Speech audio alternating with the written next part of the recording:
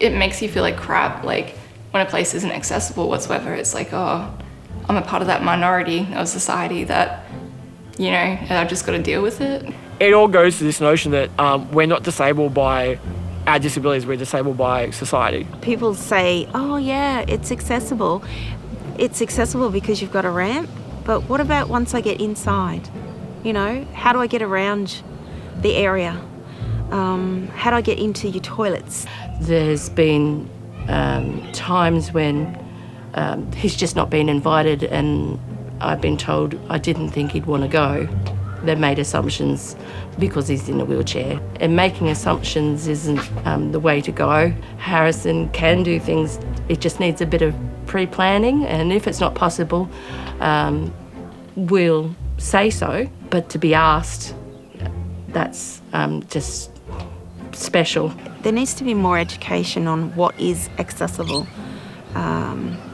Especially for businesses. And if they want us to visit, make it accessible. What I found recently that stopped me going to Brisbane more than anything is people riding scooters on footpaths. In the end, one nearly hit me one day, so I decided then I wasn't going in there anymore. If they were going to allow people to ride those things around on the footpaths. I actually was in Hervey Bay a couple of weeks ago, and we were going to go into this shop. Now, I could get into the shop, but I looked at the shop and it was so full of stuff, there was no way I could get into it. So I had to hang outside while my friends were in there shopping. And that is very isolating. You know, you're sitting out there and you're looking like a real twat sitting in front of this shop while your friends are in there shopping. They'd have to walk out and they go, oh, do you like this? And I'm going, you know what, just don't bring it out. I'm not spending money in that shop because I just can't get into it. So, yeah, that annoys me a lot.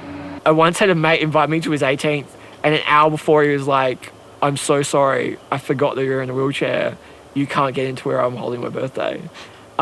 Which is kind of bittersweet. But it's bittersweet because he's not looking at my disability. He's just going, he's a mate. Like recently, I actually went out with my girlfriends to a sushi train, and I didn't even think before going out, like, oh, should I call up and check the table size and all that. I just thought, oh, okay, you know, I'm with my friends, I'll be okay. Only to get there and realize, okay, the tables are way too high for me to, like, you know, be able to eat at. I'd be eating above me and looking up. And thankfully, it was my girlfriends who, like, picked me up and put me on the seat. If I've been to a restaurant and I know that I can't get underneath the table, I won't go back. I actually get really frustrated by Tris at times. So there's been, I don't know, a 3-month period where I'd give him a call on a Friday afternoon. Hey, mate, there's footy on this afternoon. Let's go down to the pub, have a couple of beers. I'll chop up your steak. You don't need a carer. It'll be fine. I'll take care. He's like, no, don't have a carer to get there. I live too far away. It's like, I just want to hang out. There's little things that we don't realise impacts Tris's ability to do those sort of things. I don't understand how, as a society, we get away with treating disabled people as if they don't deserve to take up the space they need, you know? And we do it all the time. We do it in the way we fund them.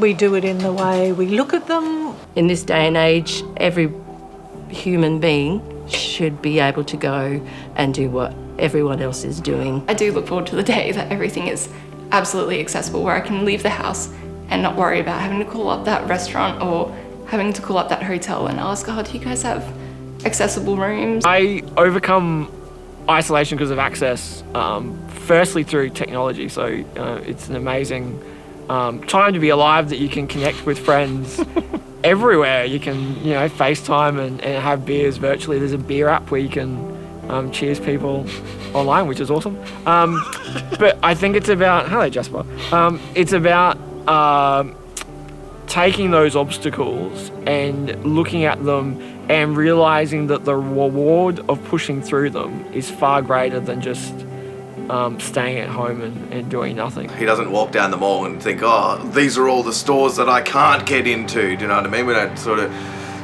if we can make it happen, we make it happen. If we can't make it happen, we don't sort of fuss and fret about it too much, yeah. It's about realising that people have done this before. What? It's true. They've experienced the same difficulties, and relying on their wisdom and their knowledge, the resources that are out there, it does make it a lot easier.